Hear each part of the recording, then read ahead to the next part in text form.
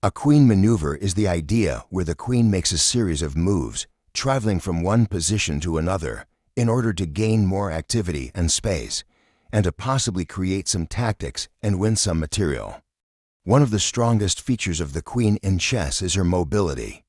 The queen can move in a straight line and on a diagonal. Yes, the queen does have the highest point value of all the pieces in chess, but being able to sacrifice the queen for lesser pieces adds to the value of the queen. You can sacrifice the queen to eliminate a crucial defender and deliver a mate with your other pieces. Although the queen is a potent attacking piece in all three phases of the game, do not neglect your other pieces. Well, let's look at some sample games. Okay, so let's have a look at the first position. We have Shirov playing the white pieces and Swat Atalik playing the black pieces, and this is a position from the French defense. You can see the typical French chain at the center of the board. And also we can say that black is quite happy here. From the strategical point of view, his c8 bishop is already gone, exchanged along this diagonal, and also he's got zero weaknesses, whereas white has got weaknesses along the c-file. So, like, from the strategical point of view, black is probably very, very happy. But when we are looking from the tactical point of view, the situation is like completely different. There are several unprotected pieces in black's position, especially the rooks, but also the king is very naked, and the pieces are discoordinated. And there is one thing which I would like to learn you. When we're speaking about queens, we already know that queens need unprotected targets. So I encourage you to scan for unprotected pieces and squares and weak king and so on in any middle game position. And if you see like 2 or 3 of them, you already know that the position is somehow pregnant and that you might be good using your queen there. So, and this is such a typical situation. So for white, the only thing he needs to do is to overcome the pawn structure in the middle.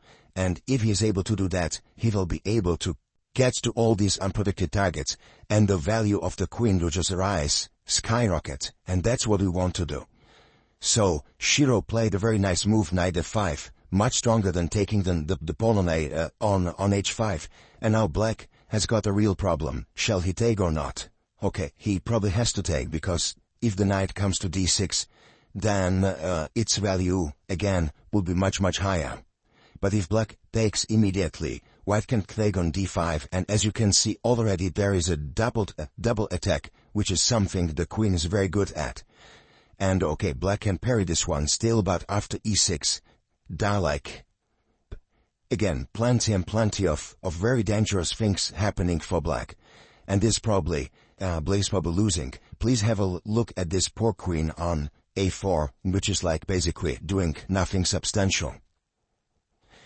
Therefore, after knight f5, black decided to use the power of his own queen, and he played an intermediate move, queen c4, check, and after king g1 he took. But still, the white queen has the ability to get into black's position. Shiro played queen takes f5, and now, okay, queen c8 is a huge threat. That's a mate, actually. What's a bigger threat as a mate, of course. So black had to play something like knight d7. And again, white played e6, opening up the position for the white queen even more. For example, here that the g6 knight is a tactical weakness already. Black cannot take because white would take the knight, so black takes knight f6, and again, white continued with rook e1. What is interesting is the sad role of the black queen. Then the queen on c4, which is not doing much actually. And this pawn ridge around it is just blocking it from getting to her own queen, its own king, so the queen will not be able to join the defense. And moreover, as we said, the queen is a poor defender anyway, so like it wouldn't help much. So black at least took on c3 trying to attack the white's rook, but already white is able to do quick moves with tempi. Checking on e6, and as you can see the queen is shining again. The queen on e6 is defending the rook, also it attacking the knight, and there are checks all around, so this is just very nice. White played rook h3, again using the set position of the black queen, because if the queen is vulnerable, of course you can just, get several tempi attacking it, and that's exactly what's happening here. Queen takes d4, and now white played nicely rook f3, coordinating all the white pieces against the black king. Now black took on h4. And here you can see very, very nicely that this is some kind of position which white queen likes a lot. There's one knight that can be attacked. There is a rook unprotected, f6 will fall, the king is very weak, the a8 rook is very weak, so there are like plenty of targets for the queen. So Shiro played rook f4, and after queen c3, you can take on h4, but and that's what Shiro did. But even better is just to take, or easier is just to take on f6, and now you can see how weak actually the black king is, and how much the queen in an open space restricts its mobility, and just, this is an assassination squad, basically. That's a commando that you would just assassin the black king in a few moves. For example, this is a very lovely, or this would be a very lovely finish of the game, where the queen in the end actually sacrifices itself, and white wins with Turks. So the queen just, starts the attack, attacks all around, and then sacrifices itself, and we have such a lovely finish, which I think is just wonderful. So this was a very nice example which shows how strong can a queen be when attacking against unprotected pieces. In the next position, we will have a look at a different feature of the white queen. This is a Carlsen game. White was Wesleyan Topalo and black is Magnus Carlsen. Just a small thing, if you feel like that, please just turn your chessboard so that you can have a look at the position from the black's perspective, because we'll be speaking about it from the black's perspective. So, and this was a rapid game, and there was like better Heine Nielsen and the second of Magnus Carlsen looking in the position, and he had the engine on. And the engine was like insisting that the best move here is queen h8. And it wasn't easy for Petter Heine Nielsen to understand like why actually this is the best move. But then he understood, and then he was thinking like, is Carlsen able to do this move in a rapid game, like in a minute or two? And Magnus Carlsen really played queen h8, which is a very strange move, but let me explain. For queens, as they are so incredibly mobile, it's not that important where they're actually standing at the moment, provided that they have like free diagonals and rows and files to get somewhere else. But they're much less sensitive to an exact position they are standing, compared to, for example, knights. A knight needs sometimes 3 or 4 moves to get a square which is like very close to it. And it also takes like 4 moves to get from one region of the chessboard to another, but not the queen, and the queen can really travel very, very fast. And that means that quite often you just want to keep it safe somewhere.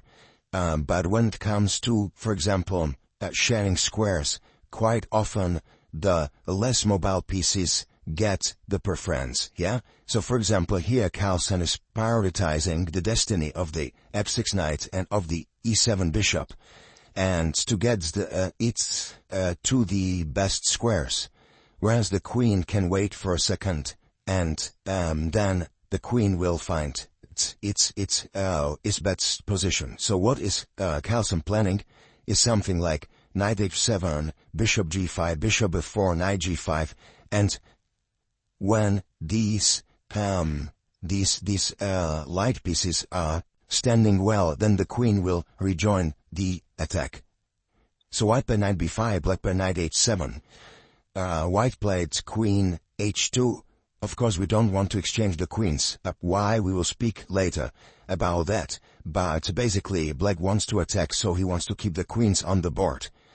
But black played rook f8, and as you can see, the queen actually helps even on the queen side, not only on the king side.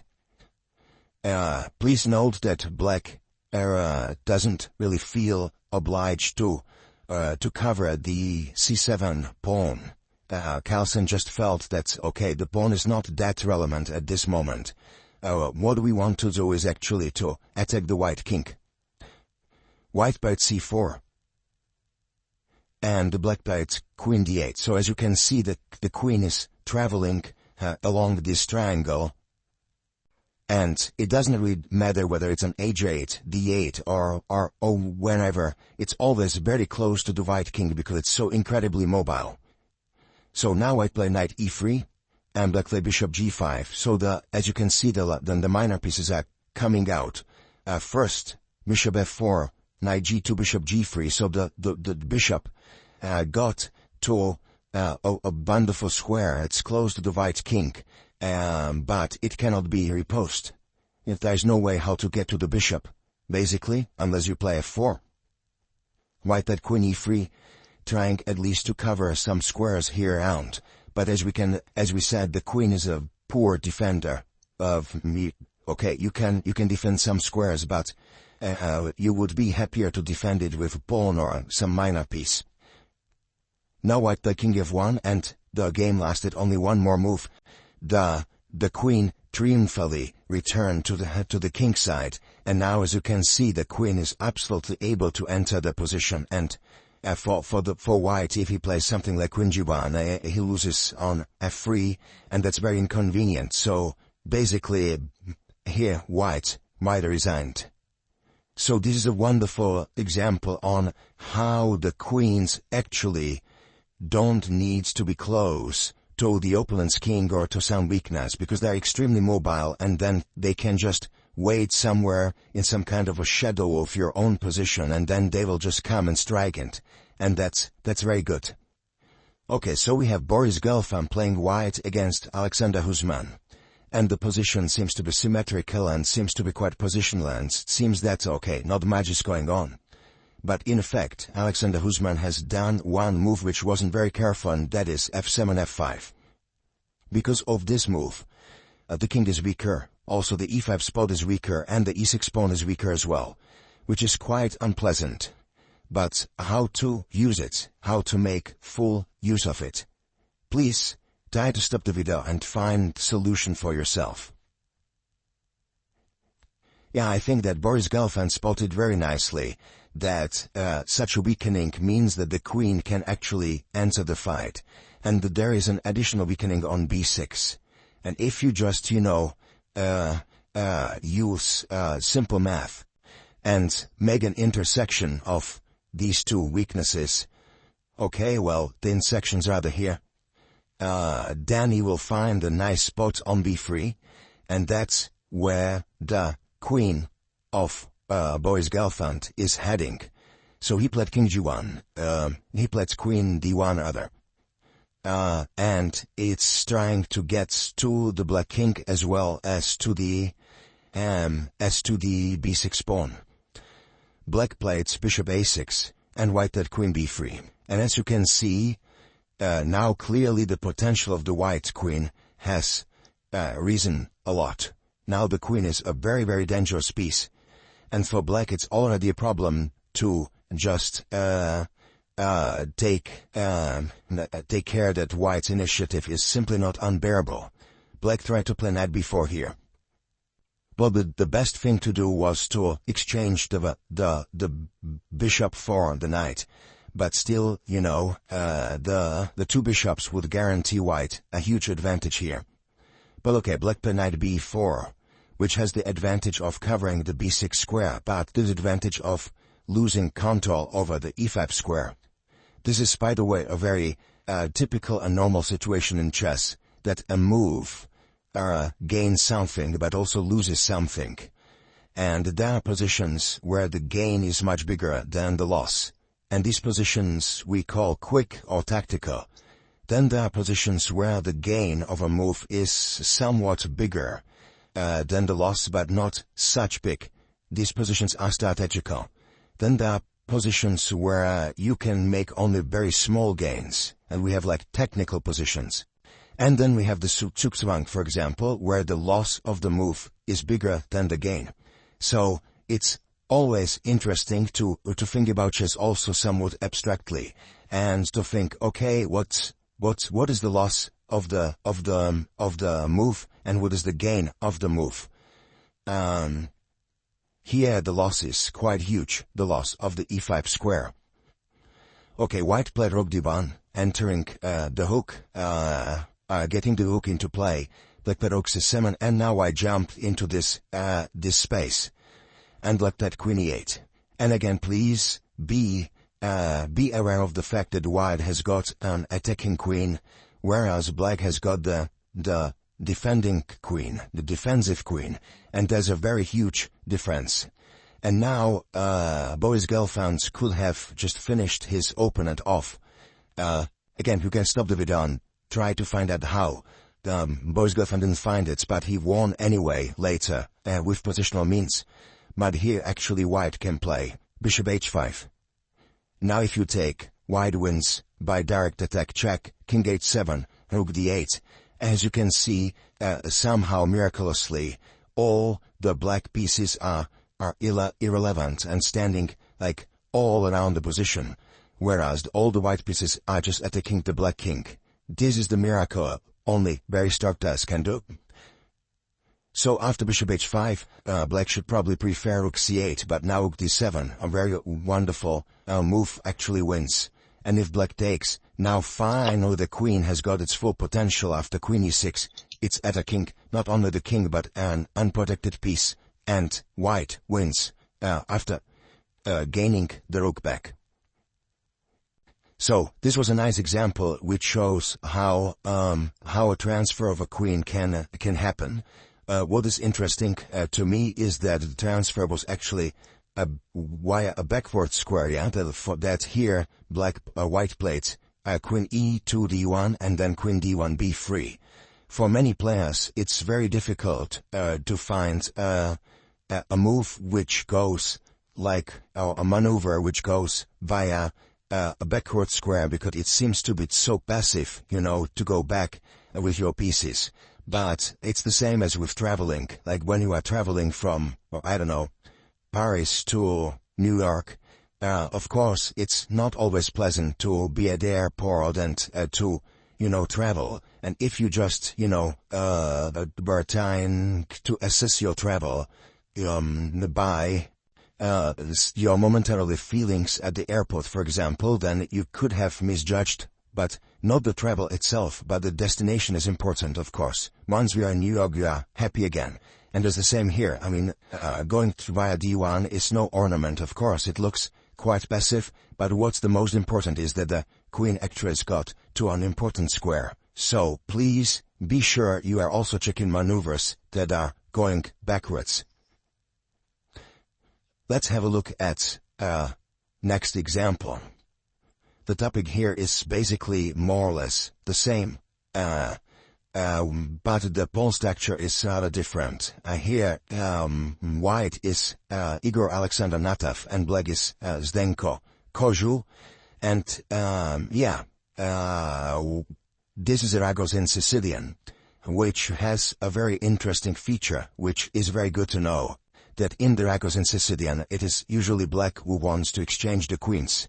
So if we imagine, for example, white playing queen d4 here, black would be very happy to see that. He would happily exchange. And now he might do something like putting the king to e7, get the bishops out, and with two bishops and this powerful center, black would be very, very happy. the center pawns are controlling many squares. So if you are a Ragozin player, please be sure that with white pieces you are not exchanging the queens, because with the queens on the board, the black's position is full of holes, and how to use them, Natov Igor Alexander will teach us. Here again, the black queen is somewhat dedicated and stuck to the queen side. So it makes sense for us to think about the queen going to the king side, but it doesn't go or doesn't work directly. So white played a nice backward move, queen e1, and after rook a7, his idea will show in a few moves. Bishop d3, rook c7, f5. f5 is a tricky move because it gives up the e5 square, but normally if black doesn't have a knight, it's very difficult to make a normal use of it. He might put his queen there, but again, from this post, the white knight can sometimes push it away. So it's not only strong but also a little bit vulnerable there. Okay, so black played e5. Giving up the d5 square maybe, playing something like b4, and only after the knight goes away playing e5 would make better sense. But Kozul decided to go e5 immediately, and now the queen will start to shine again. Queen h4, bishop e7, and the queen goes. In this topic we know already there is a single rook, which is endangered and can be tortured by the white queen, and after a few moves basically, white was able to take at least a pawn. Please note that, okay, the white queen is away from the white king, but the black queen has very little to do because it hasn't have any backup on the queen side yet. And the structure and on the white king is very stable, so the queen was more or less safe there. Let us continue and see a different example how we can take care of our queens in early middle game.